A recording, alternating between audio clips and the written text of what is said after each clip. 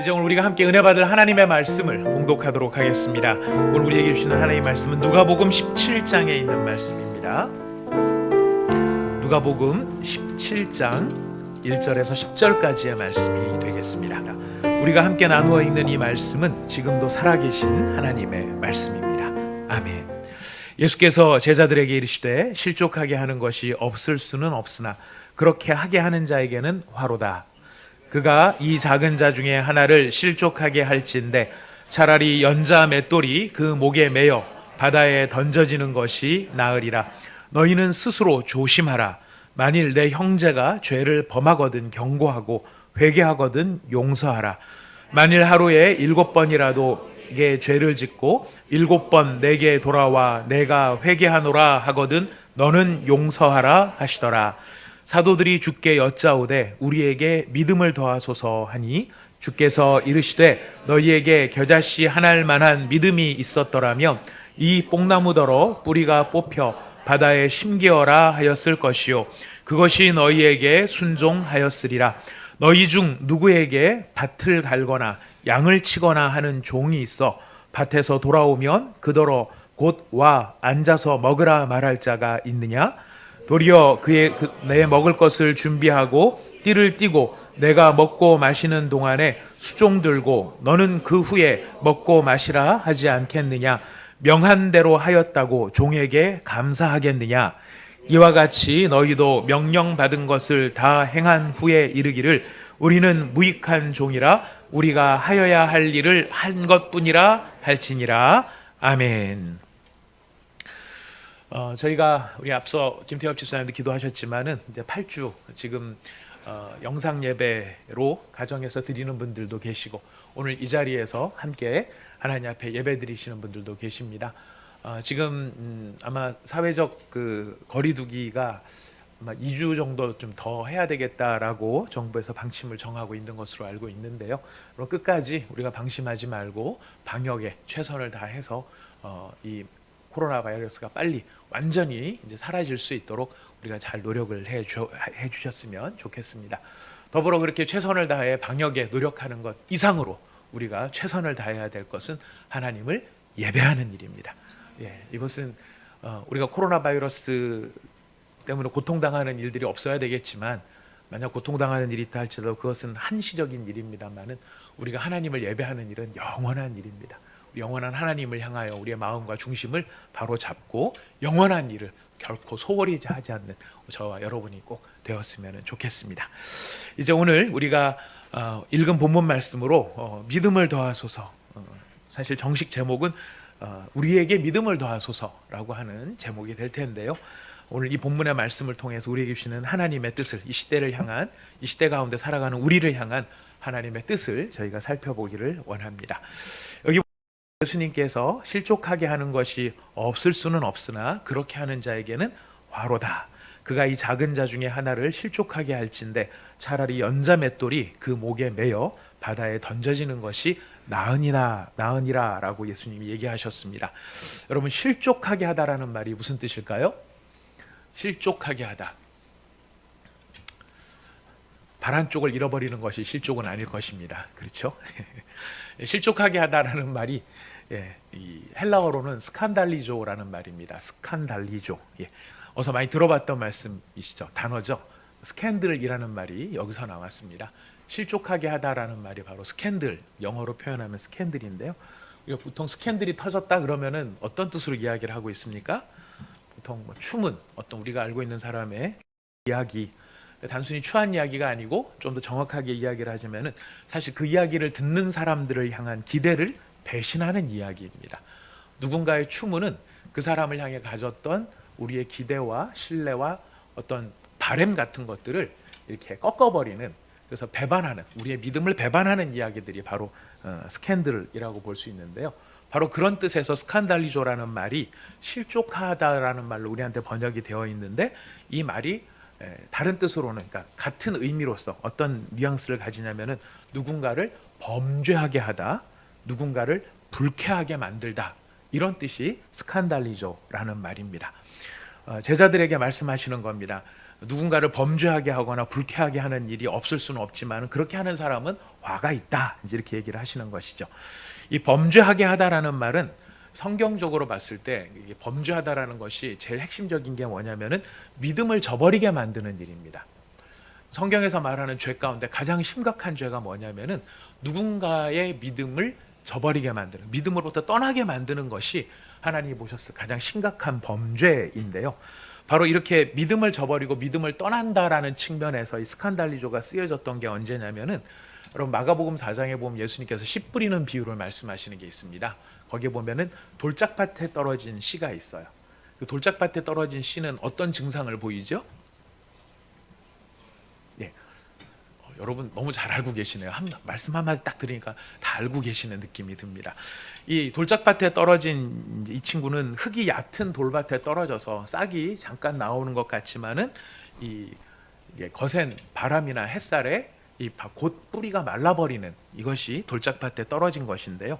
이것을 예수님은 어떻게 해설을 해주셨냐면은 마가복음 4장 16, 17절에 이렇게 설명을 하십니다.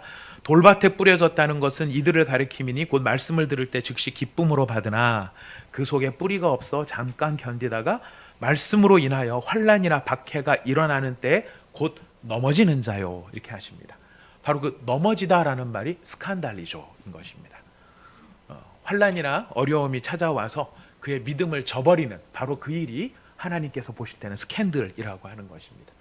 또 이 스캔들이라는 말이 재밌게 쓰여진 용례가 어디냐면은 변절하고 배반하는 경우인데요.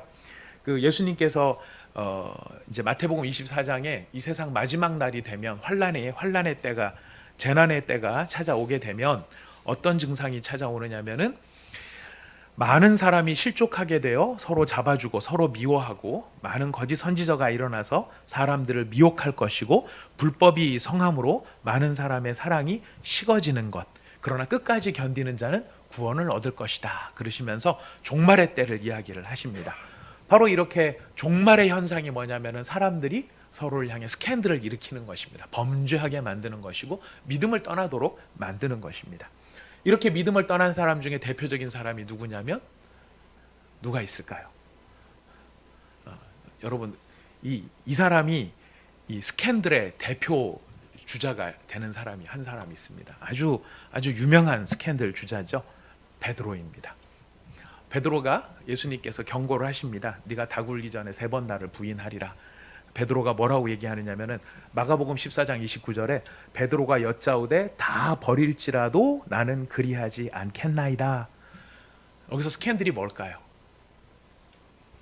버릴지라도, 모든 사람이 다 버릴지라도라는 그 단어가 뭐냐면 스캔달리조예요. 모든 사람이 다 스캔달리조 한다 할지라도 나는 스캔달리조 하지 않겠. 모든 사람이 다 스캔들을 일으켜도 저는 스캔들을 일으키지 않겠습니다. 이 말이 바로 베드로의 다짐이었는데요. 근데 베드로가 어떻게 하죠? 스캔들을 일으켜요. 무슨 말이냐면 믿음을 부인하고 믿음을 떠났다라는 것이, 배반하고 배신한 바로 그것이 실족하다라는 말 속에 담겨 있는 것입니다. 예수님께서 바로 그렇기 때문에 이제 믿음을 떠나지 않도록 누군가를 범죄하지 않도록 조심하라 말씀하셨고요. 이 조심하라 이런 것이 없을 수는 없다라고 하면서 이제 제자들에게 조심하라는 말씀으로 주신 것이 3절 말씀인데요. 우리 3절 4절은 같이 한번 읽어보도록 하겠습니다. 시작. 너희는 스스로 조심하라. 만일 내 형제가 죄를 범하거든 경고하고 회개하거든 용서하라. 만일 하루에 7번이라도 내게 죄를 짓고 7번 내게 돌아와 내가 회개하노라 하거든 너는 용서하라 하시더라. 그 스캔들에 대한 이야기를 실족하게 하는 이야기를 하시고 예수님께서 제자들에게 당부하신 것은 조심하라라는 말로 당부를 하셨습니다. 근데 이 조심하라라는 말로 이렇게 문장을 읽어보면은 뭐를 조심해야 될 것 같다고 생각이 드십니까? 우리가 보통 조심한다라고 하는 것은 주의한다 뭐 이런 뜻이 될 텐데요. 이 조심하라라는 말로 번역이 된 이 말씀이 분명히 이 단어상에는 이런 뜻이 있는 거는 사실인데 뉘앙스를 살리기 위해서는 이 단어의 여러 뜻 중에서 이 조심하라는 말보다는 이렇게 번역을 하면 더 좋을 뻔하지 않았나 하는 생각이 듭니다. 이 단어는 이제 프로세코라고 하는 말을 번역을 한 것인데요. 이 말은 조심하다, 경계하다라는 말도 있지만은 다른 뜻이 뭐가 있냐면 마음을 쏟다라는 말도 있습니다. 전념하다라는 말도 있어요. 몰두하다라는 말도 있어요. 그러니까 주의를 해야 되는데, 조심을 해야 되는데 내가 마음을 다해서 이제 주의하고 조심하는 그런 모습을 나타내는 것이죠. 근데 여기서 지금 더 뉘앙스를 살리려면은 너희는 이런 일에 마음을 더욱 쏟아야 되고 더욱 전념해야 된다. 어떤 일에 전념해야 된다라고 말씀하시는 겁니까? 용서하는 일에. 용서하는 일에 마음을 쏟고, 네가 누군가가 너에게 잘못을 했다 하더라도 7번이라도 와서 너한테 잘못했다라고 인정을 하면 그 잘못했다라고 인정하는 사람을 용서하는 일에 너희는 더욱 몰두하고 집중할 필요가 있다. 이렇게 이야기하신 내용이 되는 것입니다. 자, 이렇게 스캔들 이야기하시고 또 어디에 몰두를 해야 될지를 말씀하셨어요. 그랬더니 제자들의 반응이 아주 의외입니다. 오늘의 주제이기도 하죠. 제자들이 뭐라고 반응을 합니까? 사도들이 주께 여짜오되 우리에게 믿음을 더하소서. 우리에게 믿음을 더하소서. 여러분, 이게 문맥이 자연스럽게 잘 흐르는 것 같이 생각되십니까? 아니면 약간 좀 뭔가 좀 이렇게 적절한 단어 감사드립니다. 생뚱맞은 느낌이 드십니까? 우리에게 믿음을 더하소서.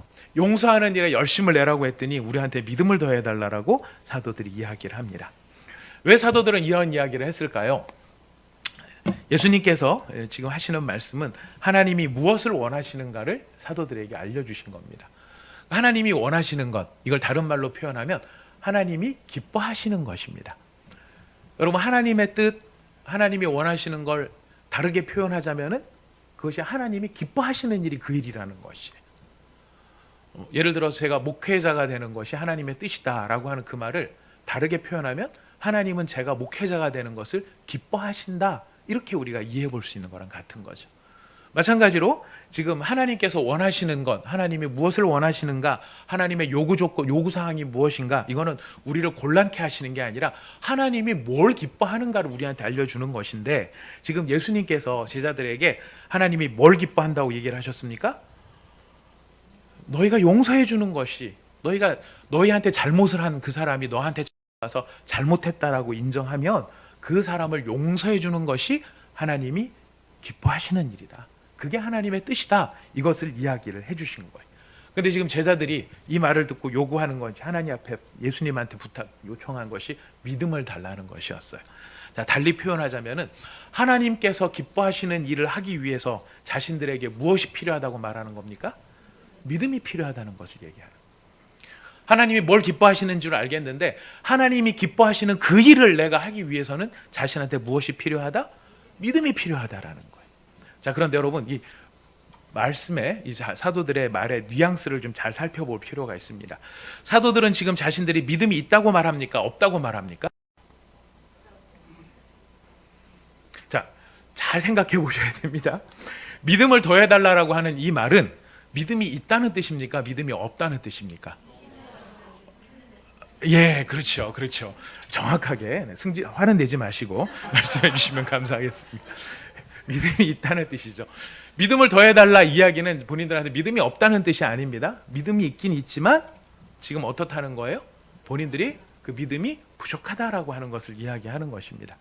여러분, 믿음이 있는데 부족한 거하고 믿음이 없는 것하고는 너무너무 다른 것입니다. 근데 우리는 내가 뭔가를 잘 하지 못한다라고 생각하면 믿음이 없다라고 생각하는데요. 그거는 우리가 잘 생각하셔야 됩니다. 지금 성경이, 이 사도들이 말하는 바는요, 자신들이 믿음이 없는 게 아니라 믿음이 있긴 있지만 하나님이 기뻐하시는 그 일을 하기 위해서는 그걸 감당할 정도의 믿음은 아니기 때문에 뭐를 더해달라는 것이에요? 믿음을 더해달라는 것이에요. 여러분들이 가지고 있는 믿음은 크신 믿음입니까? 작은 믿음입니까? 자랑이다 라고 이야기하면 안 되겠죠. 우리 작은 믿음, 우리 스스로가 생각할 때 작다라고 생각할지 모르겠어요. 여러분, 하지만 아무리 작다고 해도 그것을 무시해서는 안 됩니다. 여러분 마음속에 정말 흔적도 안 보일 것 같이, 정말 너무 작아 보이는 것 같아서 어디 꺼내놓을 수 없는 것 같은 그런 믿음이 내 안에 있다 할지라도요, 여러분, 믿음이 없는 것과 그런 믿음이 있는 것하고는 너무너무 큰 차이가 있는 거예요.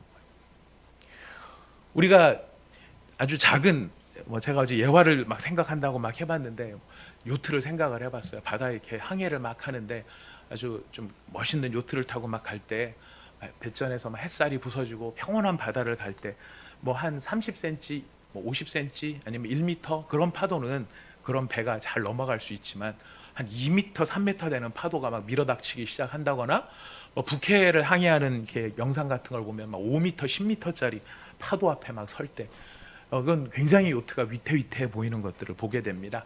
자신이 가진 실력만으로 감당이 안 되는 경우가 있죠. 그럴 때 어떻게 해야 되겠습니까? 우리가 작은 시련은 내가 감당할 수 있겠지만 내가 감당할 수 없는 그 이상의 시련이 올 때 우리한테 필요한 것이 무엇이겠어요? 주여 나에게 믿음을 더해 주소서라고 고백하는 그 고백이 필요하다는 것이. 이걸 제가 왜 말씀을 드리냐면요. 지금 믿음을 더해달라는 이 자체가 제가 봐서 참 귀하게 생각이 돼요. 왜냐하면은 제자들의 사도들의 마음은 하나님이 원하시고 하나님이 기뻐하시는 일을 하고 싶다는 것입니까? 안 하고 싶다는 것입니까? 하고 싶은 거예요. 하고는 싶은데 바람은 있는데 문제는 뭐예요? 그거를 내가 감당할 능력이 없다는 것을 본인들이 그래서 도움을 요청한다. 하나님 믿음을 더해달라고 하니 도움을 요청한다는 자체가 그래서 믿음이 없는 것과 작은 믿음이라고 있는 것이 차이가 뭐냐면은 하나님이 기뻐하시는 게 무엇인지 동의할 수 있다는 것이고 나도 그걸 하고 싶다는 것인데 문제는 내가 그걸 할 재주가 안 되니까 누구의 도움을 받아야 돼요? 하나님의 도움을 받아야 된다. 그래서 믿음을 더해달라고 요청을 하는 것입니다. 근데 재밌는 것은 이걸 지금 그 누구한테 이야기를 하고 있으냐면은 앞에 이게 성경 말씀에 보면은 이렇게 사도들이 우리에게 믿음을 더하소서라고 누구한테 부탁하죠? 예수님께 주께 여짜오다, 주께 여짜오되라고 말을 하고 있어요. 여러분 주님께 이 말씀을 요청하고 있다는 것이 우리에게 뭘 가르쳐주고 있습니까? 지금 이 사람들은 믿음을 원하는데 사도들은 믿음을 원하는데 주께 이 말씀을 드리고 있다는 것은 무슨 뜻이냐면 스스로는 그 믿음을 만들 수 있다 없다? 없다라는 거예요. 내 스스로는 그 믿음을 만들어낼 수가 없다라는 것을 지금 사도들은 이야기를 하고 있는 것입니다. 여러분 믿음이라는 게 우리가 신경 쓰지 않아도 딱 내버려둬도 혼자서 저기서 잘 쑥쑥 자라나는 어느 사이엔가 막 베고 돌아왔는데 뒤돌아서면 또 자라나 있는 그런 풀들 같으면 참 얼마나 좋겠습니까? 내가 신경 쓰지 않아도 막 믿음이 자라난다면 너무너무 좋을 텐데요. 그러나 믿음은 그런 풀과 같지 아니하고요. 오히려 거룩한 돌봄과 하늘의 생명수로 기르지 않으면 자라나지 않는 것이 믿음이라는 것이. 우리 그러니까 그만큼 신경 쓰고 주목하고 주의를 기울여야 될 것이 믿음의 성장에 관련된 부분인데 자신들이 믿음이 없다라는 사실, 나한테 믿음이 부족하다는 사실을 깨달을 때 예수님께 부탁을 합니다. 왜 그럴까요? 그 믿음을 자라게 하실 수 있는 분이 누구이기 때문에? 예수님이기 때문에. 성경이 그렇게 말씀하고 계세요. 뭐라고 말씀하시냐면 믿음의 주요 또 온전케 하시는 이 그분이 누구세요? 예수 그리스도예요. 예수 그리스도만이 그 믿음을 더하게 하실 수 있는 유일한 분이라는 거예요. 예수님께서 우리에게 그 믿음을 더하게 하실 때 우리에게 누구를 통해서 믿음을 더하게 하시냐면 성령님을 통해서 우리에게 믿음을 더해 주세요. 여러분 성령을 떠나서는 사실 그 누구도 믿음의 첫 발자국을 내디딜 수 없습니다. 마찬가지로 그 동일한 성령께서 우리를 도와주셔야만 그 성령의 능력을 통해야만 우리가 더 많은 믿음을 가질 수가 있습니다. 여러분 예수님께서도 이 땅에 계실 때 하나님의 일을 하셨습니다. 그때 누구의 힘을 통해 하나님의 일을 하셨습니까? 여기 방언 나왔습니다. Holy Spirit 성령님을 통해서 일을 하셨어요. 여러분 사도행전 20장 38절 말씀을 같이 읽어보겠습니다. 사도행전 20장 38절 말씀. 사도행전 10장 사도행전 10장 38절 말씀.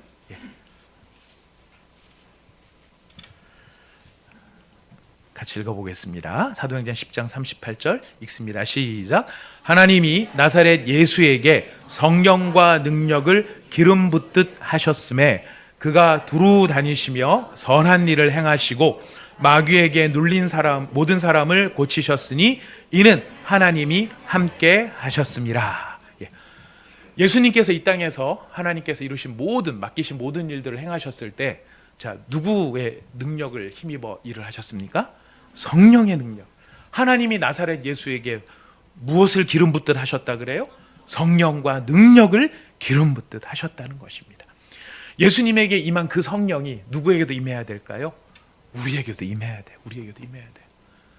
내가 나를 막 발동을 시켜가지고 예열을 시켜가지고 믿음 있자 한다고 생기는 것이 아니고, 누가 우리에게 능력을 더하셔야 됩니까? 믿음을 더하셔야 됩니까? 성령께서 우리를 믿음을 더하셔야 돼요. 근데 왜 우리가 예수님께 요청을 해야 되느냐? 여러분, 사도행전 2장을 갑니다. 사도행전 2장.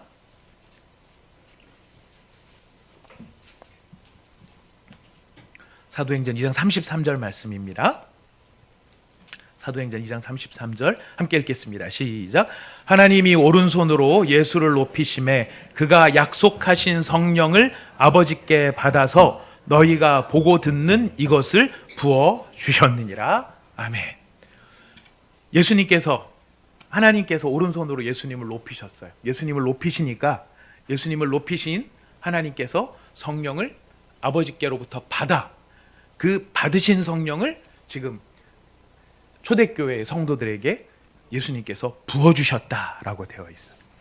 자, 제자들이 예수님께 구했던 것처럼 우리도 예수님께 성령을 부으시도록 요청을 해야 될 이유가 바로 여기에 있습니다.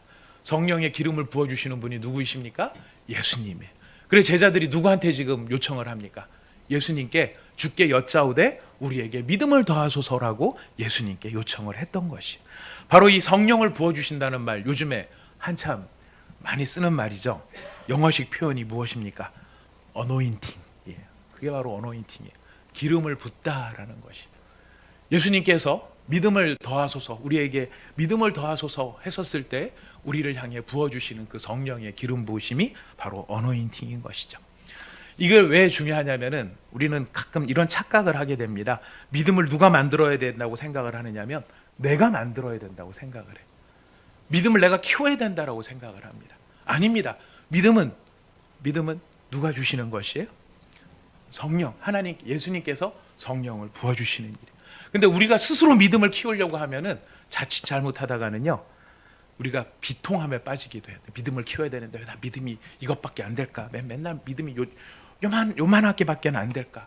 이런 생각 때문에 우리가 좌절할 수도 있고, 또 내가 믿음을 그렇게 해서 키웠다라고 생각을 하게 되면 남을 정죄할 수도 있어요. 나는 스스로 이만큼 믿음을 키웠는데 너는 왜 믿음이 이거밖에 안 돼? 라고 정죄할 수도 있어요. 그래서 그렇게 키운 것이 내 실력이라고 생각하면 그것이 우리의 본성을 더욱 부패하게 만드는 일들을 하게 된다는 것이.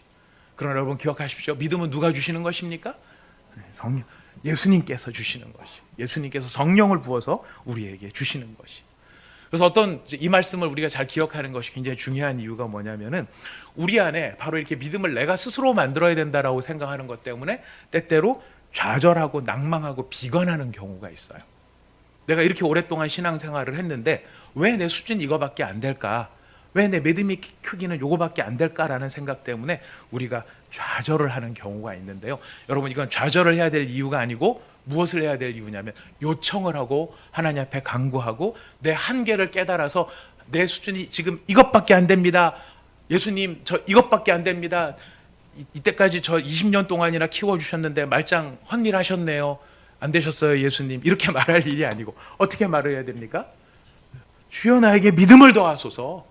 주여 믿음을 더하소서. 나에게 믿음을 더하소서. 이것이 우리한테 필요한 고백이라는 것이. 여러분, 비타민 C가 모자라면 어떤 일이 생기는지 아세요? 비타민 C가 모자랄 때 몸이 안 좋아요. 그죠? 어떻게 몸이 안 좋냐면 저도 찾아보니까 굉장히 비타민 C가 많은 일을 하더라고요. 세포를 재생시키고 상처를 치유해주고 면역력을 키워주고 정신적인 그 건강에도 비타민 C가 관여를 하고 있더라고요. 머리카락이 빠지거나 탈모 증세가 나타나기도 하고요. 괴혈병 같은 뭐 이런 것들 비타민 C가 생기면은 부족하면 생기기도 하고, 비타민 C가 부족하면은 기분이 예민해지기도 하고요. 스트레스를 받거나 부정적인 감정에 많이 휩싸이기도 한대요. 만성 피로도 비타민 C 때문에 그렇고요. 심지어는 근육과 연골을 만드는 일에도 비타민 C가 관여를 한다 그래요. 그리고 더 심각한 거는 심혈관 질환도, 저도 몰랐습니다. 심장에 혈관에 관련된 것도 비타민 C가 상당한 역할을 한대요. 굉장히 중요하죠. 문제는 무엇입니까? 비타민C가 우리 안에서 스스로 안 만들어진다는 거예요. 비타민C는 우리 안에서 스스로 만들어지지 않는다는 거예요. 여러분 그것 때문에 좌절하십니까? 모자라면 어떻게 하면 돼요? 먹으면 돼요. 스스로 안 만들어지지만은 도움을 받아 먹으면 되는 거예요. 믿음이 우리 안에서 내가 의지를 갖고 이만큼 키워야지 한다고 해서 안 되는 거에 대해서는 우리가 좌절하기가 쉬운데, 좌절할 일이 아니고 어떻게 해야 되는 것입니까? 요청을 드려야죠. 요청을 드려야죠. 내 안에서 안 만들어지면 요청을 드려야죠. 그래서 막 이걸 얘기하다가 그래 영혼의 비타민C, 지저스 크라이스트 비타민C 막 이러면서 내 안에는 없지만 주께서 주실 수 있는 비타민, 영적 비타민C 이렇게 말하면은 얼마나 또 우리 기억하기가 좋을까, 이런 생각도 해보게 됩니다. 자, 아무튼 이것을 누구한테 요청을 해야 된다고요? 예수님께. 저한테 요청하지 마십시오.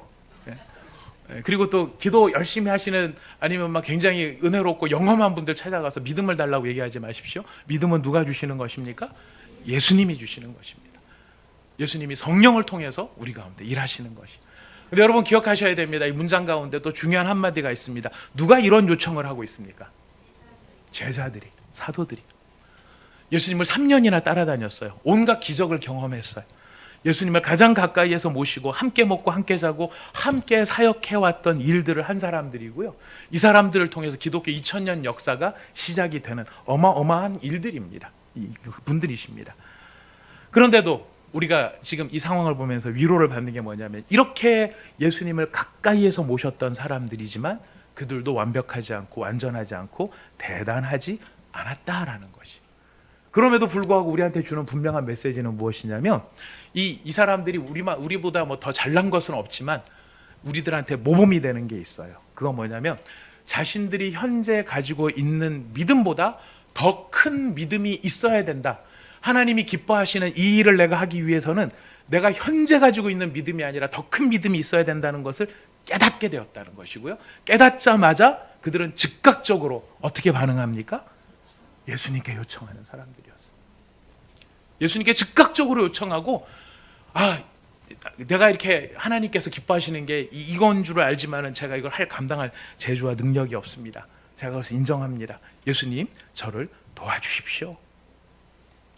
우리가 영적으로 성장하면 성장할수록, 영적인 깨달음이 깨달아지면 깨달아질수록 우리가 절감하게 되는 게 뭐냐면은, 내 믿음을 내가 키울 수 없다는 사실을 우리가 깨닫게 되는 거예요. 근데 우리가 오늘날의 많은 시대의 위험성이 무엇이냐면, 이런 것들로 믿음을 키울 수 있다고 생각하는 경향들이 있는 것 같아요.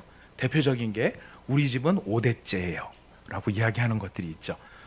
우리 집 가족들 가운데는 목사가 몇 분, 장로가 몇 분, 안수집사가 몇 분, 권사가 몇 분, 다 합치면 교회가 됩니다. 뭐 이런 가정들도 있을 수 있는 것 같아요. 그럼 질문은 그거죠. So what? 그래서 뭐? 그래서 뭐? 예. 또 어떤 사람들은 내가 교회에서 이런 직분을 받았다, 이런 훈련을 받았다. 심지어 나는 어떤 교회를 다닌다. 네. 그 교회 담임 목사가 누구시다. 이런 것들을 이렇게 교회 다니는 사람들께 서로 이야기하는 경우가 있습니다. 그게 보증을 해주는 것과 보증을 해주지 않는 게 있죠. 보증은 뭐를 보증해 주는 걸까요? 다른 거 아무것도 없습니다. 당신 교회 잘 다니고 계시는군요. 이거를 보증을 해줄 수 있어요. 근데 뭐를 보증을 못 해주는지 아십니까? 그게 나의 믿음이 좋다는 것을 보증해 주는 것은 아니라는 거예요. 여러분, 목사가 되면 좋은 점이 뭐가 있을 것 같습니까?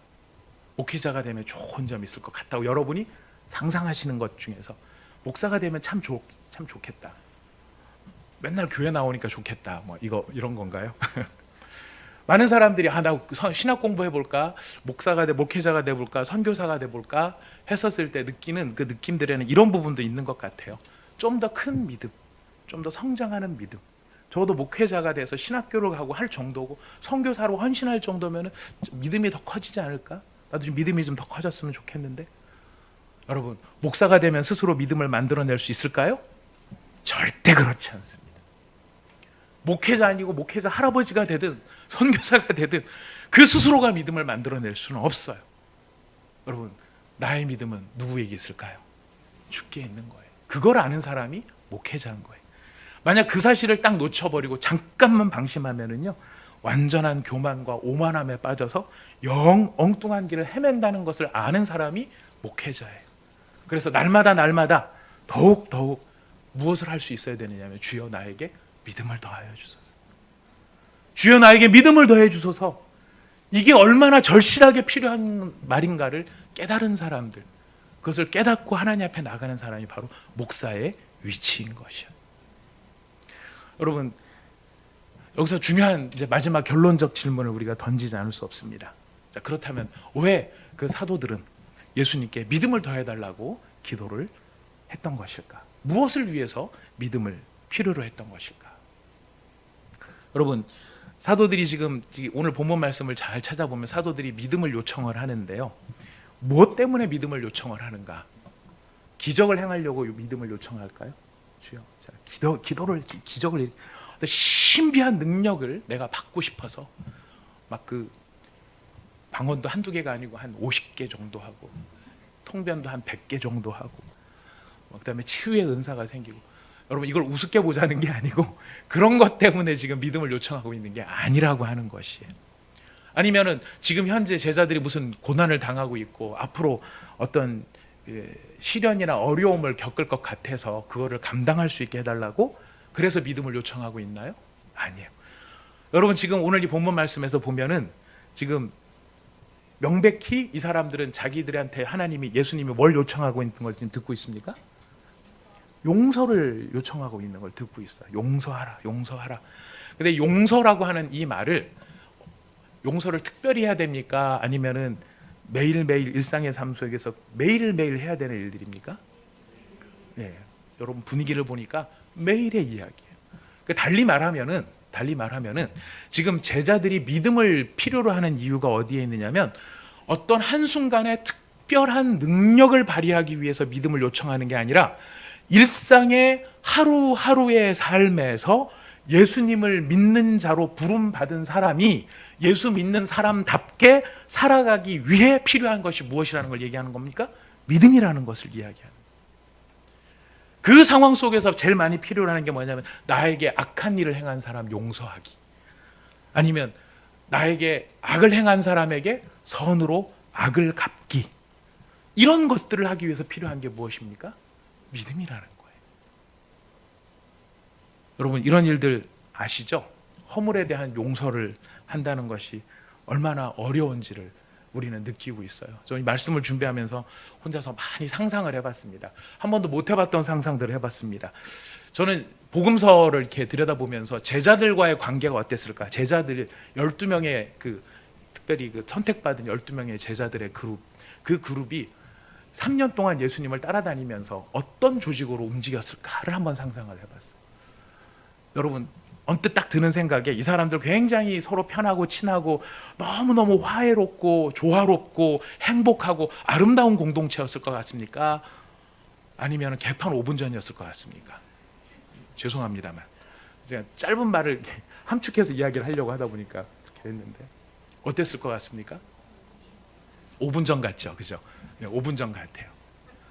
제자들 12명이 너무너무 다른 사람들이에요. 여러분 너무 잘 아시는 것처럼 여기에는 로마 제국을 위해서 동포들의 피를 짜는 세리도 있었고요. 거기에 맞서서 폭력으로 로마 제국을 뒤집어 엎어야 된다라고 생각했던 열혈당원도 있었어요. 어떤 사람은요, 얼마나 성격이 괄괄한지 별명이 보아너게예요. 무슨 뜻인지 아세요? 우레의 아들들이라는 뜻이에요. 얼마나 소리를 화통을 삶아 먹은 것처럼 질러댔는지, 그렇게 말하는 사람이. 어떤 사람은 성격 급한 사람은요, 일단 칼부터 뽑고 귀부터 자르고 시작하는 사람도 있죠. 그런 사람도 있었어요. 자, 그런 사람들이 지금 범벅이 돼서 12명이 움직이고 있는 거예요. 이 사람들이 어떻게 조화를 이루었을까? 하루에 12번도 저는 이 안에 서로 간의 갈등이 정말 엄청나게 많이 있었을 거라고 생각을 합니다. 그래서 또 그룹 안에 내부적으로 그룹은 또 안 이루어졌을까요? 난 베드로랑 좀 더 친해. 지역 이쪽으로 와봐. 가로 출신 이쪽으로 와봐. 가로 출신 이쪽으로 와봐. 그 12명 제자 가운데 그 유다 본토 이제 그 예루살렘을 중심으로 하는 그 지역에 있는 사람은 유다 한 사람밖에 없었습니다. 나머지는 다 갈릴리 사람들이었거든요. 갈릴리 지역 다 모여봐봐. 유다 지역 모여봐봐. 안 돼, 안 돼. 유대는 안 돼. 본토 쪽은 안 돼, 걔네들. 이런 일들이 얼마든지 그 안에서 벌어질 수 있었을 것이라는 거예요. 그래서 제가 왜 이 말씀을 드리냐면 그들이 절박하게 느끼고 있는 게 무엇이었겠습니까? 예수님을 따르고 예수님을 쫓아다니면서 사역을 보는 것은 좋지만 그 안에서 그렇게 부조화된 사람들이 서로를 용서하고 서로를 덮어주고 서로의 허물을 가리워주고 산다는 것이 얼마나 어려운지를 아는 사람이 누구였겠습니까? 제자들 자신이었다는 거예요. 그러니 예수님께서 하루에 7번이라도 너희한테 잘못했다고 너희한테 잘못했다고 쫓아와서 사과를 하면 회개를 하면 그걸 받아주렴이라고 하는 얘기를 딱 했을 때 제자들이 즉각적으로 우리에게 믿음을 더하소서라고 할 수밖에 없었던 바로 그 이유를 그들은 알고 있었다라는 것이. 여러분 차라리 그 지금 예수님의 말씀에 전체 비유를 놓고 보면은 뒤에 뒷부분에 가면 예수님께서 겨자씨 하나일 만한 믿음이 있으면은 뭐도 할 수 있다고 말씀을 하세요? 오늘 본문을 다른 데를 읽으셨습니다. 네. 오늘 본문에서 보면은 한 가지밖에 산을 옮길 수 있는 믿음은 마태복음에 나오는 이야기고요. 오늘 본문에는 한 가지밖에 안 나와요. 뽕나무밖에 안 나와요. 뽕나무를 옮겨다가 바다에 심기울 수 있다. 여러분 예수님의 이 말씀도 참 우리한테 많은 뉘앙스를 갖게 해주는데요. 뽕나무가 뽑혀서 바다에 심기우는 게 쉬울까요? 남을 용서하는 게 쉬울까요? 예수님의 비유를 보니까 누군가를 용서한다는 것이 얼마나 어려운지 차라리 뽕나무가 바다에 심기는 게 훨씬 쉬울 수도 있다라고 하는 뉘앙스를 우리에게 알려주고 있습니다. 우리는 많은 경우에 그 믿음이라고 하는 걸 생각할 때 홍해를 가를 때 필요한 것, 요단강을 가를 때 필요한 것, 여리고성을 무너뜨릴 때 필요한 것, 나귀의 턱뼈로 1000명의 전사들과 싸울 수 있는 것, 태양을 멈추게 할 때, 누군가 아픈 사람을 고치거나 죽은 사람을 살려낼 때 필요한 것이 믿음이라고 생각하지만 오늘 예수님의 분명한 말씀은 무엇입니까? 진짜 믿음은 어디에서 필요한 것이라고요? 일상의 삶. 일상의 삶에서 예수 그리스도의 사람으로 부름받은 사람이 예수 그리스도의 사람답게 살아가기 위해서. 예수 그리스도의 사람답다는 게 무슨 뜻일까요? 예수 그리스도의 사람답다는 게 무슨 뜻일까요? 예수 그리스도의 사람답다는 말이 무슨 뜻일까요? 여러분 예수 그리스도를 믿는 사람들이시죠? 여러분을 용서합니다. 네. 여러분을 용서합니다. 예수 그리스도를 믿는 사람답다라는 말이 무슨 뜻일까요? 용서, 그렇죠. 지금 여기서는 이슈가 용서니까 용서겠죠. 근데 왜 용서를 합니까? 예수님이 그렇게 하셨으니까. 맞습니다. 80점 드리겠습니다. 조금만 더 써보시죠. 우리가 용서라는 문제가 나오지만은 이것이 함축하고 있는 궁극적인 큰 이야기는 무엇이냐면 하나님을 기쁘시게 해드리는 사람이 예수 믿는 사람다운 사람이에요. 예수님께서 우리를 부르셔서 예수 믿는 사람답게 일상의 삶을 살도록 부르셨다라고 하는 그 말이 무슨 뜻이냐면 일상의 삶 속에서 그 자리에서 누구를 기쁘시게 해드리는 사람? 하나님을 기쁘시게 해드리는 사람. 그러기 위해서 우리에게 뭐가 필요하다는 것이에요? 믿음이 필요하다는 것입니다. 믿음을 더하소서, 믿음을 더하소서, 믿음을 더하소서. 교회 안에서 병원에서만 필요한 것이 아니고요. 우리의 안방이나 우리의 응접실이나 우리의 부엌이나 우리의 거실에서 필요한 것이 믿음입니다. 우리의 사무실에서 필요한 것이 믿음이고요. 우리의 사업장과 매장과 공장에서 필요한 것이 믿음이고요. 우리가 스마트폰을 할 때나 컴퓨터 앞에서 인터넷을 할 때도 필요한 것이 무엇이냐면 믿음이라는 거죠. 내가 남는 시간을 어떻게 쓸 것이냐에게 필요할 때 믿음이 필요한 것이고요. 내게 있는 돈을 가지고 어떻게 써야 할 것인가 하는 때도 우리한테 필요한 것이 무엇이냐면 믿음이라는 것이. 여러분들은 그것을 감당할 만한 그런 믿음이 있으십니까? 믿음이 있으시기를 바랍니다. 혹이 없으시다면 어떻게 하면 될까요? 주여, 우리에게 믿음을 더하소서. 주여 우리에게 믿음을 더하소서. 우리의 시대는 아내를 기쁘게 해주는 것을, 남편을 기쁘게 해주는 것을, 자녀를 기쁘게 하고 부모를 기쁘게 하고 무엇보다 자기 자신을 기쁘게 합니다. 요즘 코로나 바이러스 때문에 우리가 직면하고 있는 심각한 사실 신학적 이 고민 중에 하나가 뭐냐면, 우리가 지금 자칫 세상 사람들 눈치 보면서 세상 사람들 기쁘게 하려고 하는 삶은 아닌가 하는 생각들도 고민하게 돼. 어떤 순간에는 잘해야 될 부분은 잘해야 되지만 잘해야 되는 걸 뛰어넘어서 어떤 때는 너무 우리가 지금 진짜 누구를 기쁘게 해드려야 하는 삶을 살아야 되는지를 우리가 착각하거나 놓칠 때가 있더라는 것이. 제가 그걸 틀렸다 이걸 얘기를 하는 게 아니고, 그런 게 우리가 만약 진짜 느껴진다면 어떻게 해야 된다? 예수 그리스도께 나가 요청해야 돼요. 우리에게 믿음을 더하소서. 우리에게 믿음을 더하소서. 제가 일상의 삶의 자리에서 누구를 기쁘시게 하면서 살아야 하는 사람인지를, 내가 일상의 삶의 자리에서 누구를 즐거워하고 누구를 기쁘게 해드리면서 살아야 하는 사람인지를 알게 하여 주소서. 그게 내게 없다면 주님 기도합니다. 간구합니다. 나에게 믿음을 더하소서. 우리의 기도가 되고 우리의 소망이 되고, 그래서 우리가 응답받아 하나님께서 우리에게 능히 응답하셔서 이 일을 감당하게 하시는 저와 여러분이 꼭 되실 수 있기를 부탁드리겠습니다. 우리 함께 기도하도록 하겠습니다. 제자들은 예수님의 말씀을 들었었을 때 자신들이 그렇게 할 수 있는 능력이 없다는 것을 절실하게 느끼고 있었던 것 같습니다. 예수님께서 성경에는 지금 그런 이야기들이 메인으로 기록되어 있지 않지만 상상컨대 그렇습니다. 하루 12번도 더 싸웠을 것이고 서로 틀리고 이게 틀리고 저게 틀려서 아마 용서라는 말 참 쉽지 않았을 것 같습니다. 그냥 예수님이 불렀으니까 예수님 때문에 내가 그냥 여기 있지라고 생각하면서 살지 않았을까 싶습니다. 예수님께서 하루에 7번이라도 너에게 잘못을 하고 너한테 돌아와서 회개한다라고 말하면 그 사람을 용서해 주라 그랬을 때 예외 없이, 참 성경에 참 이런 경우도 드물어요. 모든 제자들이 한꺼번에 이렇게 일시적으로 일제히 말한 경우들이 별로 없습니다. 모든 제자들이 동시에 말합니다. 우리에게 믿음을 더하여 주옵소서. 믿음을 더하여 주옵소서. 예수님 말씀하신 바가 무엇인지를 느끼는 것이죠. 홍해를 가를 때 그때도 믿음이 필요하지만 그때 필요한 믿음 진짜 어디에서 필요하냐면은 너의 일상의 삶에서 하나님을 기쁘시게 해드리는 사람으로 살기 위해서 필요한 것이 믿음이다. 여러분, 우리 말씀을 마음에 새기면서 여러분 우리 자신을 하나님 앞에 한번 돌아보고 말씀 앞에 우리를 한번 돌아보면서 나는 지금 누구를 기쁘시게 해드리는 사람인가? 여한 어떤 상황에서도 내가 제일 기쁘시게 해드리기를 원하는 분이 누구이신가? 주님, 우리가 하나님을 가장 기쁘시게 해드릴 수 있는 그런 예수 믿는 다운 사람 되기를 원합니다.